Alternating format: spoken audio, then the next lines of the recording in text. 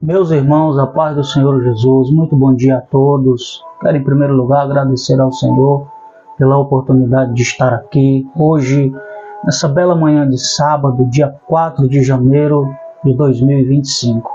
Estamos aí iniciando o ano e, com permissão do Senhor, eu quero gravar uma série de vídeos. Esse é o primeiro de muitos, que temos como objetivo de trazer um breve resumo, das nossas lições de adultos da CPAD, E nós temos nesse primeiro trimestre como comentarista, na verdade, irmãos, o pastor Ezequias Soares, Dito isso, permita que eu me apresente também. Meu nome é João de Deus, eu sou diácono na Igreja do Senhor Jesus, na Iaderme Comadésima, Iaderme significa Igreja Evangélica Assembleia de Deus. Depois, você, se tiver curiosidade, pesquise aí, Comadésima, Convenção dos Ministros da Assembleia de Deus, irmão? Depois você pode pesquisar aí, com mais tempo, se tiver curiosidade, você vai saber, Irmãos, nós temos como título da nossa revista desse primeiro trimestre, em defesa da fé cristã, combatendo as antigas heresias que se apresentam com nova aparência, irmãos? Então é um tema muito atual. Deus abençoe o pastor Ezequias Soares, comentarista, irmãos, desse primeiro trimestre, e que possa recompensá-lo pela sua contribuição ao corpo de Cristo, Dito isso, vamos propriamente para a nossa primeira lição, que será exposta amanhã, no domingo, dia 5 de janeiro, que tem como título: Quando as heresias ameaçam a unidade da igreja. Então, irmãos, o tema abordado nesse trimestre é de suma importância para que cada um de nós possa compreender, a responsabilidade que cada um de nós temos de nos posicionar de maneira correta com respeito à fé, O nosso texto áureo está escrito: Amados, procurando eu escrever-vos com toda a diligência acerca da comum salvação, tive por necessidade escrever-vos e exortar-vos a batalhar pela fé que uma vez foi dada aos santos. Judas, de único capítulo, verso 3, irmãos? A verdade prática é: heresias, irmãos, são crenças e práticas contrárias ao pensamento bíblico que distorce os pontos principais da doutrina bíblica. Veja, irmãos, como disse bem o apóstolo, irmãos, o meio-irmão do Senhor Jesus, Judas, ele diz que, movido por uma necessidade, ele então vai exortar-nos a batalhar pela fé. Desde o início, irmãos, nós enfrentamos dificuldades, nós enfrentamos problemas nessa área, Desde o início, quando foi plantada a Igreja do Senhor Jesus Cristo aqui sobre a face da terra, que ela enfrenta perseguição, hostilidade, e sobretudo sobre o assunto aqui, a necessidade de se posicionar de maneira correta aos ensinos que já nos foi dado, que temos como verdade. E o engano, muitas vezes de forma sutil, tem como objetivo desfazer, distorcer o entendimento correto, para que assim não haja uma prática correta, irmãos? Então, digna da nossa atenção são essas palavras aqui. Na nossa leitura bíblica em classe, nós temos três textos, Nós temos Atos, no capítulo 20, de 28 a 31, temos 1 Pedro, no capítulo 3, versos 15 e 16, e 2 Pedro, capítulo 2, dos versos de 1 a 2. Eu quero ler somente o primeiro versículo da nossa leitura bíblica em classe, para o vídeo não ficar muito extenso, irmão? Está escrito assim, Atos 20, 28. Olhai, pois, por vós, e por todo o rebanho sobre que o Espírito Santo vos constituiu bispos, para apacentardes a igreja de Deus, que ele resgatou com o seu próprio sangue. Irmãos, neste pequeno versículo aqui nós temos 3 verdades que saltam, nas palavras. A primeira é: olhai por vós mesmo. Essa é uma necessidade que nós podemos contemplar, em cada líder que foi constituído sobre o rebanho de Deus, irmãos?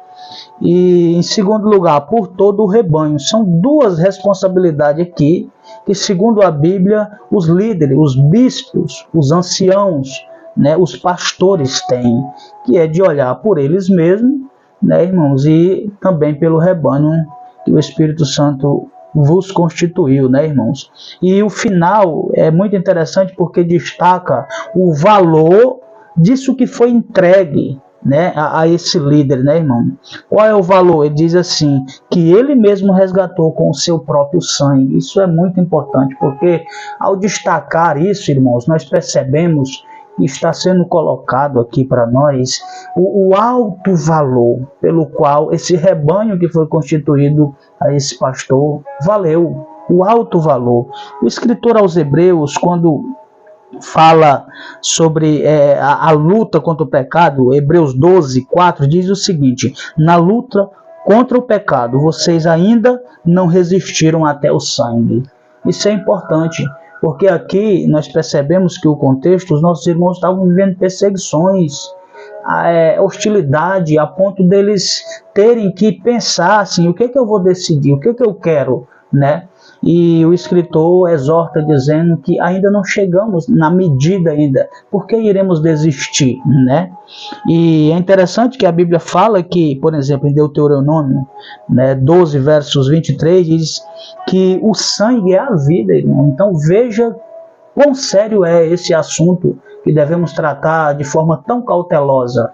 Se trata literalmente, irmãos, de vida ou morte, Então, já aqui na nossa introdução, nos diz o seguinte, irmãos, heresias são crenças e práticas contrárias ao pensamento bíblico, pois elas distorcem os pontos principais da doutrina cristã, confrontam o cristianismo histórico e cria um problema para as igrejas e as famílias. Irmãos, vejam que o mal, ele tem um grande poder de influência, e não podemos permitir nenhuma entrada do mal nas nossas vidas, uma vez que ele atinge, irmãos, a igreja, a família, porque se a gente levar em consideração, a Bíblia diz que a igreja é a família de Deus. Então o objetivo principal das falsas crenças, das heresias, é desfazer essa comunhão, irmãos, é separar aquilo que Deus, de forma tão trabalhosa, tão dolorosa, como foi dito aqui, com o seu próprio sangue ele comprou, ele fez isso, ele tem realizado essa obra e é fiel para consumá-la. Então, o objetivo principal das heresias, das falsas crenças, é desfazer a comunhão da igreja, a família de Deus, irmãos. O primeiro tópico aí diz o seguinte: as ameaças dos lobos vorazes, irmão? Cuidado com os pastorais, A função primordial do pastor é alimentar, guiar e proteger o rebanho, irmãos. Isso daqui é de suma importância a gente compreender. Porque muitas vezes, irmãos, na simplicidade de alguns líderes, permitem, por exemplo, como pessoas de fora venham, às vezes, compartilhar uma mensagem com a sua igreja, a igreja que está entregue aos cuidados dele, e essa pessoa, na verdade, ela traz mais males do que bem. Nós sabemos que quando a gente tem a oportunidade de compartilhar a palavra de Deus, ou um testemunho diante da congregação, a gente tem em mente que isso tem que contribuir de alguma forma para a edificação dos que nos ouvem. Mas a verdade é que muitas vezes no nosso meio acontece ao contrário. As pessoas elas saem mais mal depois de ter ouvido o que ouviram do que bem. E isso é de responsabilidade do líder tomar cuidado com estas coisas, são muito perigosas, né, irmãos? E dito isto, existe uma passagem aqui em Atos 17:11 que é digna da nossa atenção. Diz o seguinte, irmãos: ora, estes de Bereia eram mais nobres do que os de Tessalônica, pois receberam a palavra com toda a avidez, examinando as escrituras todos os dias, para ver se as coisas eram de fato assim. Irmãos, aqui o evangelista Lucas registra um momento em que os crentes de Bereia estavam sob a exposição do apóstolo Paulo, irmãos. Então veja que não é qualquer um. E ainda assim, esses crentes de Bereia estavam examinando para ver se o que o apóstolo Paulo falava estava de acordo com as escrituras. Essa é uma prática que somos ensinados a fazer. Outra hora o apóstolo Paulo escreve aos Coríntios dizendo: julgai a profecia para ver se ela procede de Deus, né, irmãos? Então são muitas instruções que nós temos a respeito do cuidado que a gente deve ter com aquilo que a gente ouve, porque duas coisas podem acontecer diante do que a gente ouve: ou podemos ser edificados, ou então, irmão, destruídos por aquilo que a gente ouve, porque a palavra tem esse poder, e para isso é necessário que a gente conheça, né, o que é que está sendo dito, a respeito do que está sendo dito, né, porque senão incorremos em dois riscos novamente: ou aceitamos o engano como verdade, ou rejeitamos a verdade como engano, e isso, irmão, não se mostra bom em nenhum dos sentidos, né, irmãos?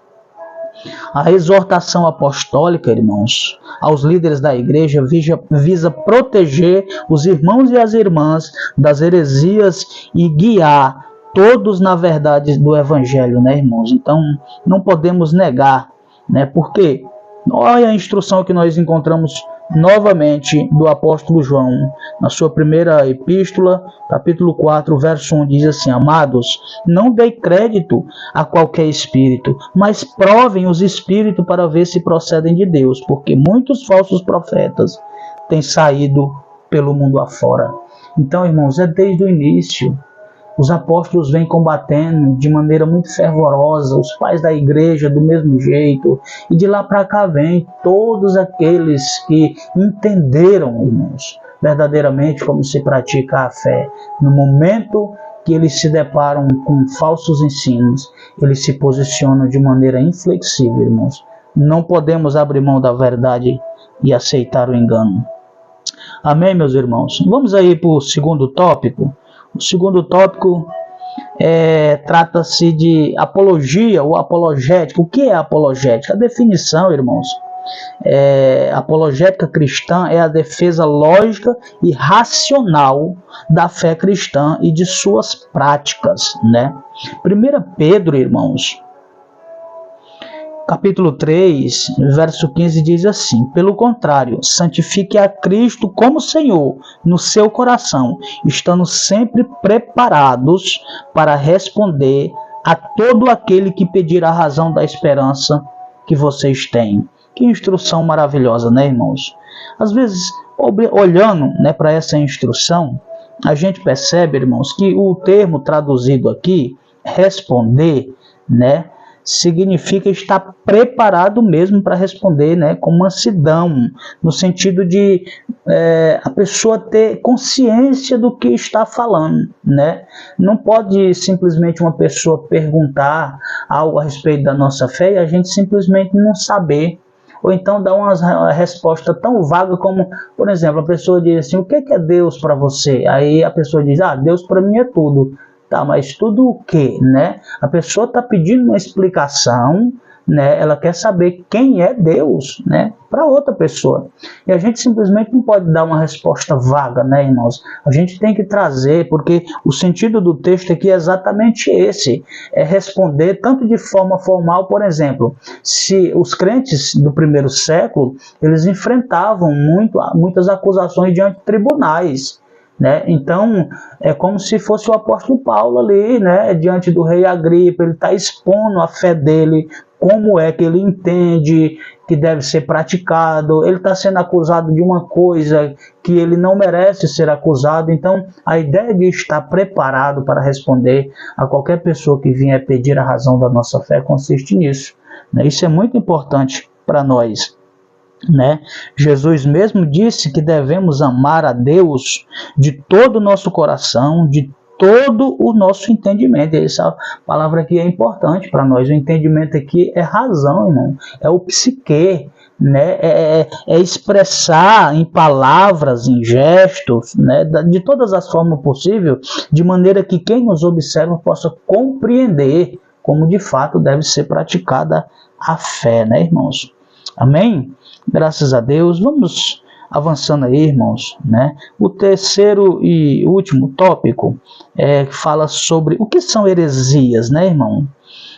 Este vocábulo, né, irmãos, aparece com o sentido de partido, espírito sectário, e nem sempre apresenta uma ruptura, irmãos, com o sistema convencional de determinada comunidade, né?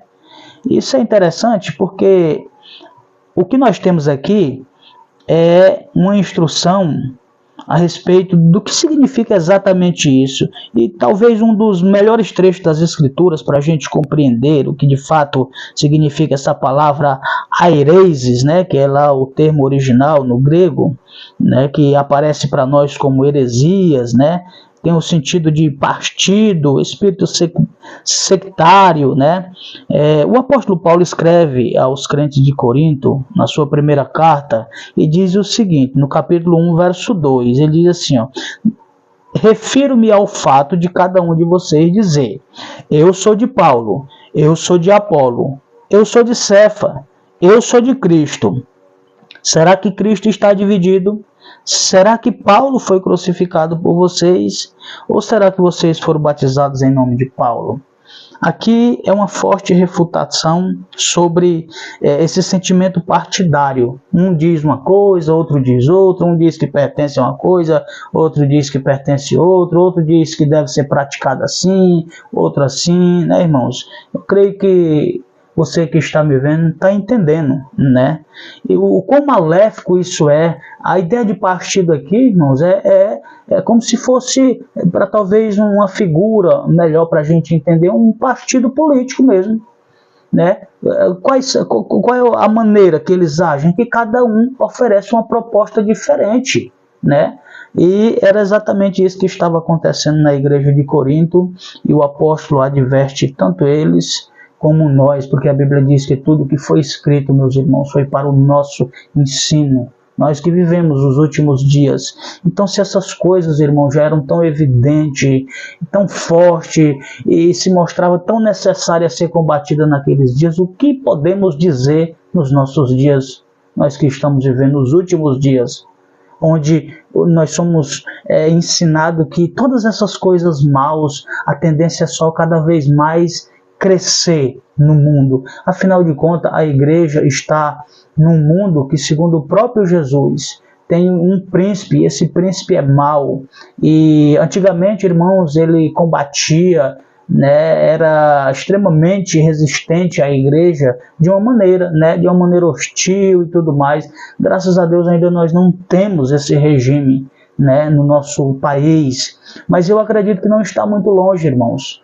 Mas de maneira muito sutil, que é uma outra maneira desse dominador desse século aqui investir contra a igreja, irmãos, é dessa forma, espalhando heresias, falsos ensinos, e muitos têm aceitado isso como verdade, o que é um perigo, irmãos, porque a palavra do Senhor nos diz, irmãos, que quando o Senhor Jesus voltar, porventura achará fé na terra, irmãos.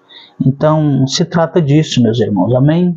A nossa conclusão diz o seguinte, os apóstolos, irmãos, eles responderam aos opositores da fé cristã e lançaram a base da nossa fé, da nossa teologia, irmãos, Todos os cristãos do Novo Testamento, aliás, todos os escritores, meus irmãos, do Novo Testamento, mostram essa luta acirrada contra as falsas doutrinas. É, pois, tarefa da igreja atual, irmãos, batalhar pela fé que uma vez foi dada aos santos, como está em Judas, verso 3, irmãos. Finalizamos com a seguinte pergunta para reflexão: estamos a fazer pela verdade o que esses agentes da heresia fazem pela mentira, irmãos?